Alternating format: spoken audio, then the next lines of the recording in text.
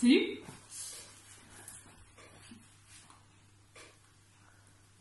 C'est Robin les doigts. J'espère que ça va, vous, hein. Vu le contexte, faut bien prendre soin de vous et de vos proches, hein. Ouais. Et surtout, bien rester chez vous. Moi, c'est ce que je fais. J'essaie d'être bien confinée pour être moins confinée.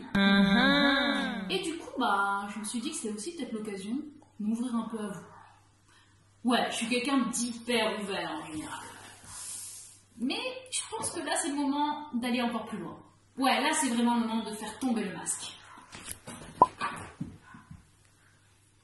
Oh, mais ça va pas, ouais? Non, mais à deux doigts. De me le prendre dans la gueule, non mais... Putain, bref. Je voulais vraiment dire en fait que c'était le moment de parler plus intimement de moi-même.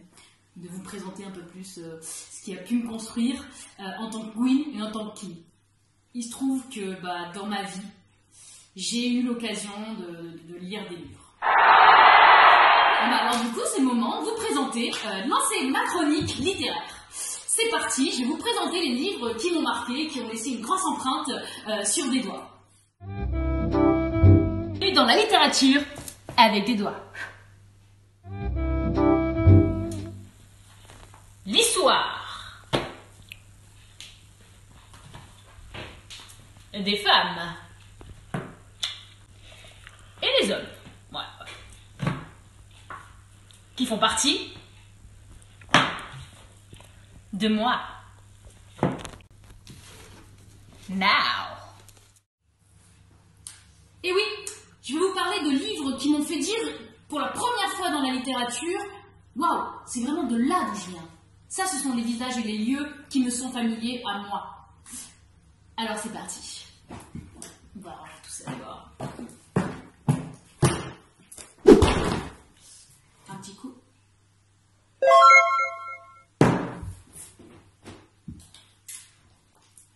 Et c'est bon, on est bien.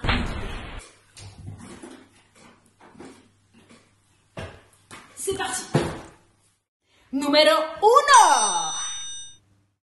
Alors, René Frény, lui, c'est un Marseillais qui parle divinement de la ville et de ma Provence natale en général.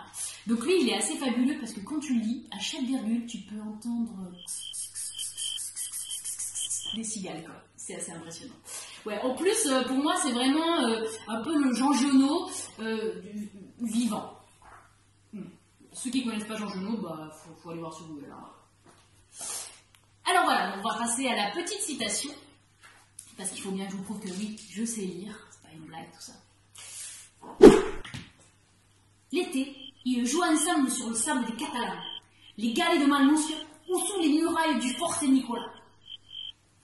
Voilà, et vraiment, cœur avec les doigts aux frontronneurs de Marseille, avec lesquels j'ai beaucoup couru dans tous ces lieux fabuleux, et qui me manquent vraiment beaucoup. Et suivant. Numéro 2.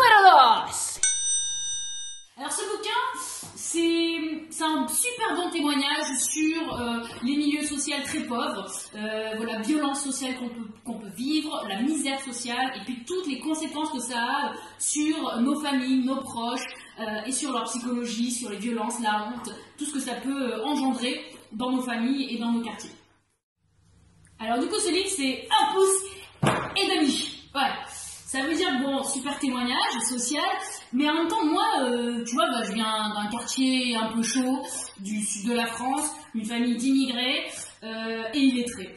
Donc moi, j'ai plutôt vécu l'homophobie et la violence de l'homophobie dans des milieux très bourgeois plus tard, et moins dans mon milieu d'origine, ce qui n'est pas vraiment le cas là-dessus, donc à nuancer, tu vois. Et donc du coup, on va finir par la citation. Ouais, non, je sais vraiment lire, c'est dingue, j'ai tous lu, quoi.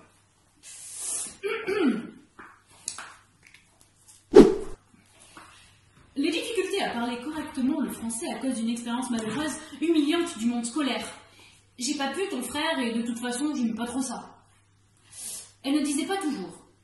Et il m'a fallu des années pour comprendre que son discours n'était pas cohérent ou contradictoire, mais que c'était moi, avec une sorte d'arrogance de transfuge, qui essayait de lui imposer une autre cohérence, plus compatible avec mes valeurs. Et c'est pour ça qu'il est bien ce bouquin, moi j'aime bien parce qu'il parle aussi du transfuge et qu'est-ce que c'est de se sentir plus vraiment prolo, mais aussi pas vraiment dans des classes moyennes, quoi, ou riches.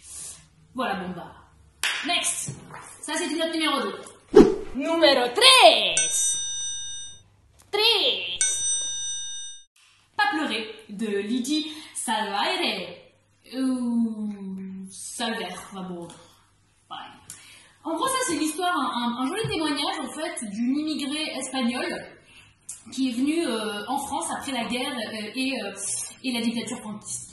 Donc, je trouve ça hyper intéressant parce que premièrement, c'est un vrai récit personnel, mais aussi parce que c'est la fille qui retranscrit tout ça, et la fille elle retranscrit surtout le langage de sa mère qui est le fragnol.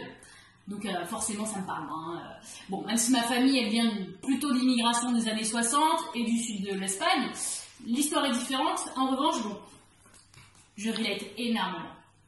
Voilà, donc pour moi ce bouquin c'est 10 pouces quoi. Non, j'ai kiffé. Non, vraiment j'ai kiffé. J'ai surkiffé ce bouquin.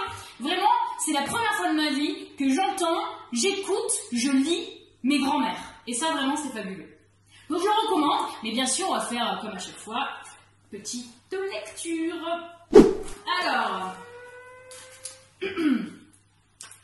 Montse était folle de son enfant. Et elle lui chantait.